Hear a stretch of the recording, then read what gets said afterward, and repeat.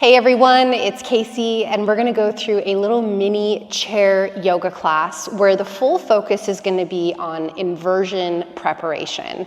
So you may actually be able to get up into some inversions today using the chair, but don't feel like you have to. So if you don't feel comfortable getting upside down or you don't feel comfortable doing it away from a wall space, totally okay, but this is going to help you to establish the connection to the core muscles and the necessary muscle groups to be able to eventually work into pressing or lifting up into inversions using the core rather than just jumping and momentum. So you will need a chair that's nice and stable, something that we can use that we're not going to have to worry about it falling over throughout the practice. We're going to go through just a quick warm-up preparation, and then we'll go through some of the core exercises and movements to establish more of that core connection for our inversions. So let's just take a comfortable seated position here for now. Spine up nice and tall, lift the shoulders, draw them back, relax them down. Just a few breaths to drop into our bodies to feel a little more connected to ourselves today. Exhale, let everything out. Through the nose, slow breath in, expand all the way from the low belly up to the chest, around the back body, around the sides. Hold the breath at the very top. And let's open up the mouth. Exhale, let it all the way out. Again, slow breath in. Draw the breath through the belly, through the ribs, and all the way up into the chest. Feel the back body, feel the sides. Holding. And then open up the mouth, exhale, let it all the way out. Last one here, slow breath in, take your time, gradually expand in all directions as the breath lifts and rises all the way up into the chest, shoulders, holding it here. And this time through the nose, slowly melt the breath all the way back out from top down to bottom. Okay, let's open up through the eyes. Hands stay cupped over the knees. Inhale, lift your chest forward and up. Lift the heart, sit bones draw back, full extension in the spine. And then exhale, you're gonna press, rounding through the back, chin to your chest, curling the tail under. Inhale, extend. Lift the spine, open up the chest, sit bones draw back. And then exhale, round and curl back in.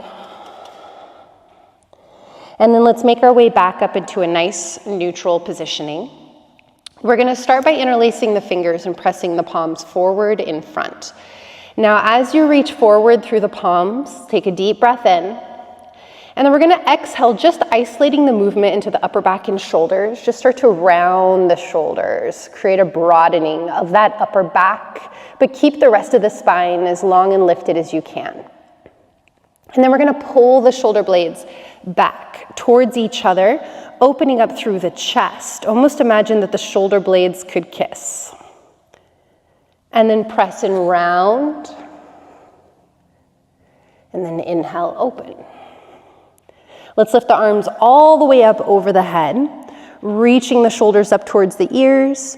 We want to really emphasize the strength here into the shoulders and all the muscles that surround the shoulder blades. Keep lifting up a little taller. And then relax the shoulders. Let's do that one more time. Inhale, lift the shoulders up towards the ears. Use all the muscles surrounding the scapula to keep the shoulders lifted. And then relax them down. Start to bend your elbows, bring the hands behind the back of the head.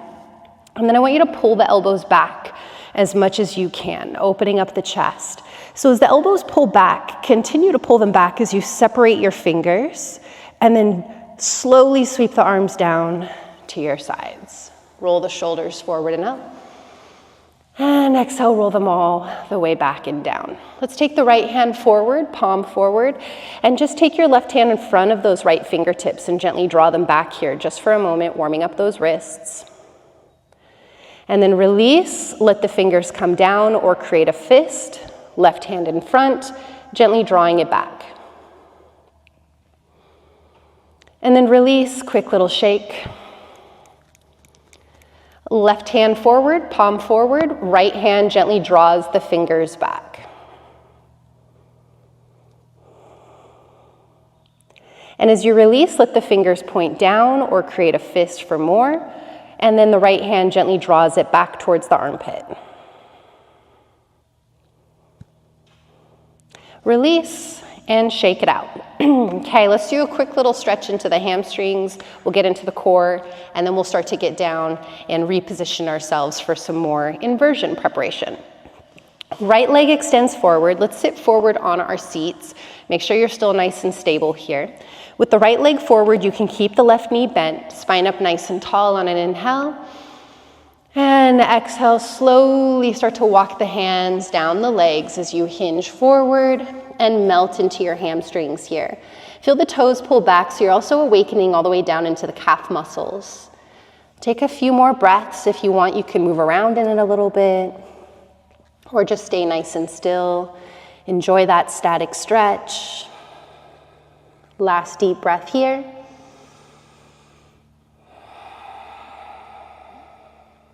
And then you're going to slowly come all the way up. And as you do, your hands can drop back to the seat behind you. If you need to lean back a little bit, you can. But I want your spine to stay nice and tall. And we don't want to use leaning back to create the movement. We want the movement to happen from the core, but sometimes moving back a little bit helps us tap into it. So with the spine long and lifted, core engages, feel your belly button start to draw back towards the spine and lift up behind the ribs, Uddiyana Bandha. And as best as you can, try to lift your right heel. Maybe it just hovers, or lift it as high as you can. Spine nice and long. Hold for 3, maybe pulse it up for 2, 1, and then bring it all the way down. Knee bends, foot to the floor. Let's do that other side. Left leg long, coming up onto the heel, toes pull back, right knee stays bent. Lift the spine, deep breath in. And then exhale, hinging forward over that left leg. Melt in as much as you'd like. Your right hand can stay supported on that right knee. You can drop it down, whatever feels most appropriate for you. Few breaths, maybe you stay still, maybe you find movement. Stay connected to your sensations.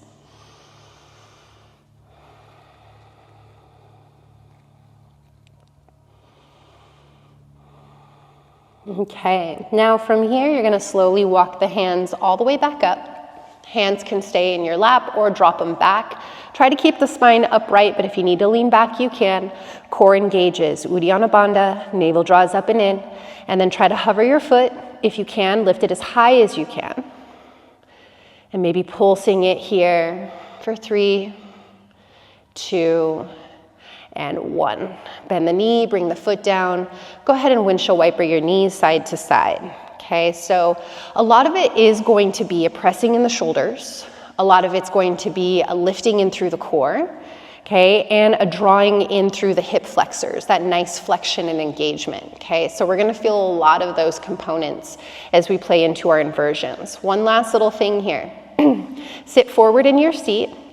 You can drop your hands into the seat and bend your elbows to kind of lean back until you can rest your back onto the back of the chair, okay? So from here, I'm gonna keep my spine long. I don't want myself to slouch and curl in the lower back. So I'm lifting actively through my chest, feeling the connection of my sit bones on the ground. Now from here, I'm gonna slowly just try to bend my knees and lift my feet off the ground. If possible, I'm gonna extend my feet away from my hips, trying to bring my shins parallel with the ground. You also have the option of extending the legs, but listen to your body. Make sure you're not curling your back. Now lift your chest up. See if you can come up a little higher, taking weight out of the hands. Maybe one hand reaches forward or the back of the thigh. Maybe both. Whatever variation you're in, hold. If you need to lean against the seat, that's okay, but keep the chest up and try to actively feel yourself lifting away from it, trying to decrease the space between chest and thighs for 3, 2, and 1. Go ahead and bend the knees, set the feet down, and just let your body relax over the legs here for a moment.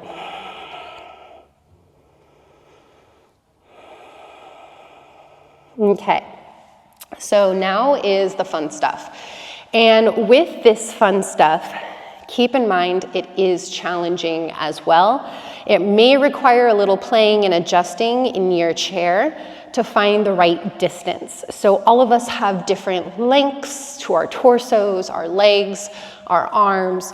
All of these come into the equation when we're trying to find our distance from where we're setting up our arms versus where our feet are on the chair. So just keep in mind, if it doesn't quite fit what I'm saying, adjust it, make those micro adjustments to meet your needs. Now, my chair has an open back. And that means I can let my body kind of slip through this space and utilize this space. If you do not have that space and you have a solid backing in your chair, you're not going to let your legs go all the way through. You're just going to simply use the front side of the chair. I'll show you first what that's going to look like, and then I'll show you what it's going to look like going through the chair and being able to use that space. Okay, so I'm going to scoot my chair just slightly forward so I have a little more working space on my mat. And all I'm going to do is I'm going to slowly come off of the chair in front of it. I'm going to lift one leg and I'm going to slide it back through the chair. So once again, if you don't have the ability to slide through, you're going to want to bring your chair towards the back of the mat so that you can come up onto the toes. We're basically going to take a plank position, okay, with the feet elevated.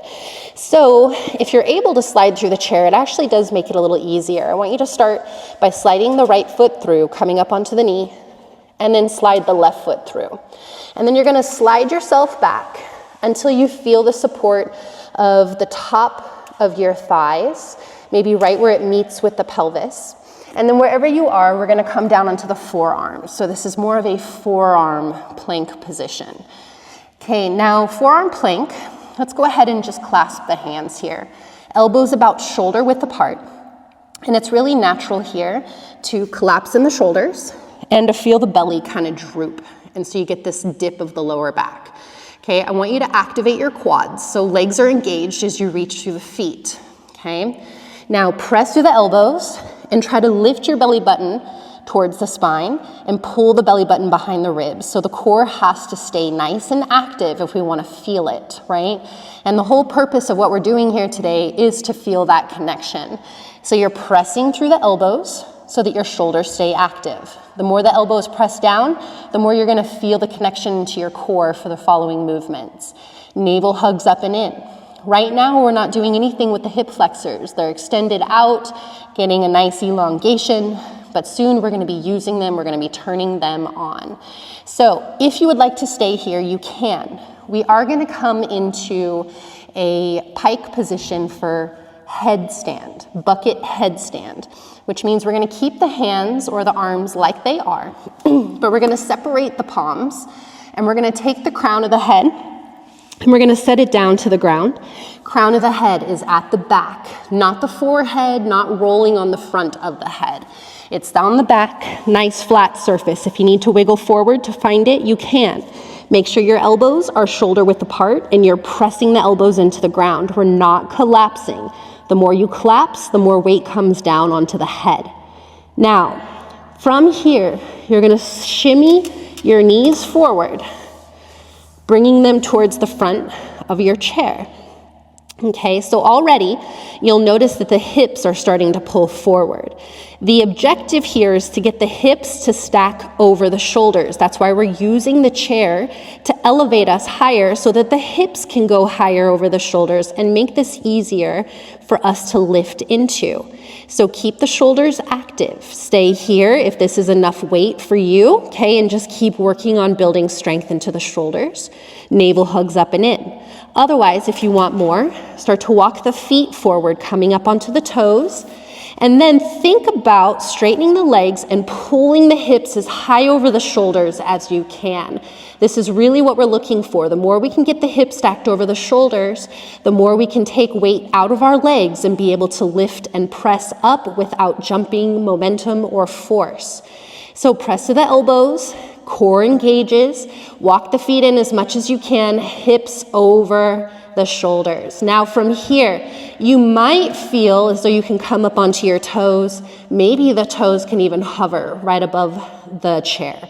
If that's not quite it, pull one knee to your chest, come up onto the opposite toes, and keep pulling the hips back. Move slow, because I don't want you to fall over. I want you to move really slow. Maybe just feel a little bit of float time. Maybe knees come to chest if both feet float. Maybe legs are extended and they float. If you want to take it to full headstand, it's part of your practice, you can take it there. But otherwise, I want you to just keep knees to your chest and work within that plane of motion. If you're up, you can slowly lower the feet down. Walk the feet back until you can drop the knees to the seat. Wiggle the knees back until you come back into that nice elongated position with the legs, lifting the head, and then walk the elbows forward.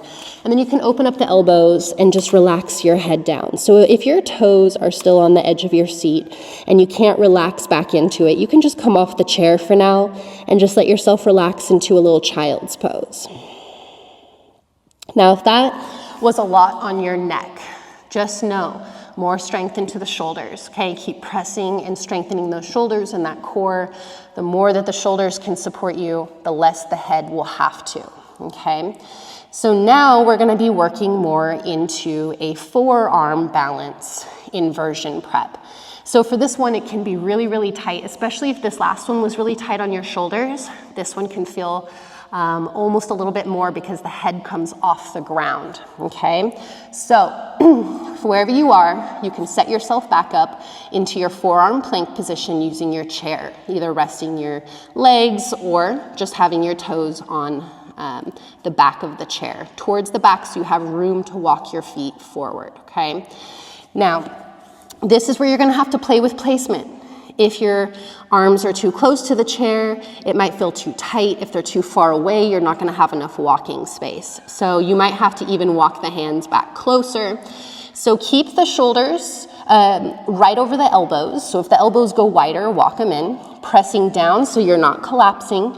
And then slowly keep the head lifted, looking down between the forearms.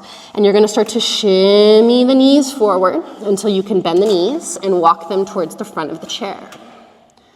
Okay, keep looking down, keep pressing through the elbows. This might be enough. Otherwise, come up onto the toes and start to straighten the legs as much as you can, piking the hips high. Okay, don't collapse in the shoulders, core is engaged. Maybe walk the feet in, lift the hips higher. Maybe lift one leg up. If you lift one leg, come up onto the opposite toes, press to the elbows. Maybe catch a little float, maybe not. Foot comes down, switch sides. Right foot down, left foot high.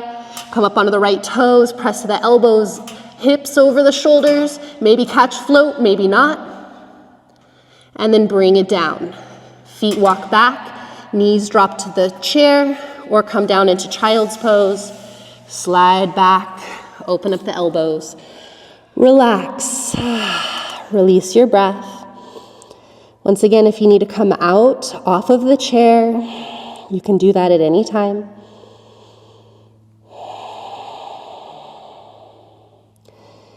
All right, so now we're gonna go for the big boy. We're going for the handstand.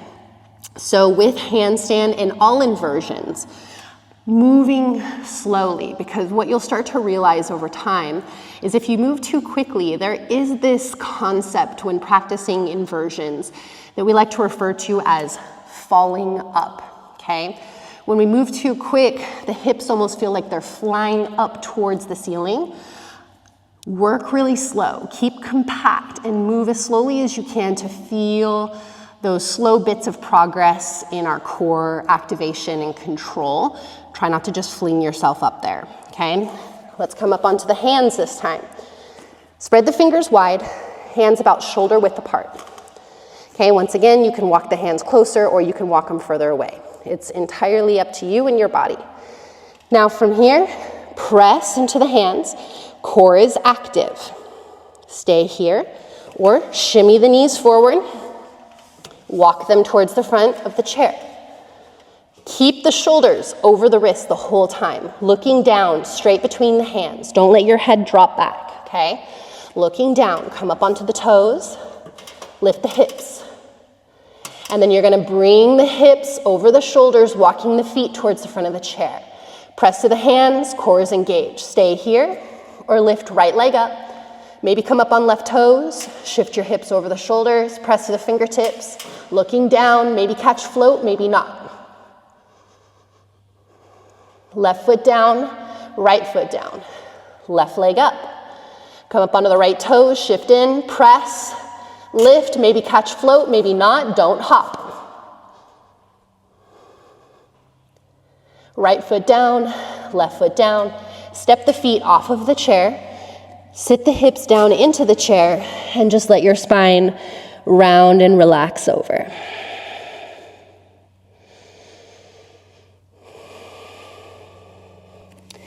Slowly roll your spine all the way back up, hands to your lap. And with your hands at your lap, close your eyes and just take a moment, slow your breath down. If you need to, open up your mouth and let go of some of that heat.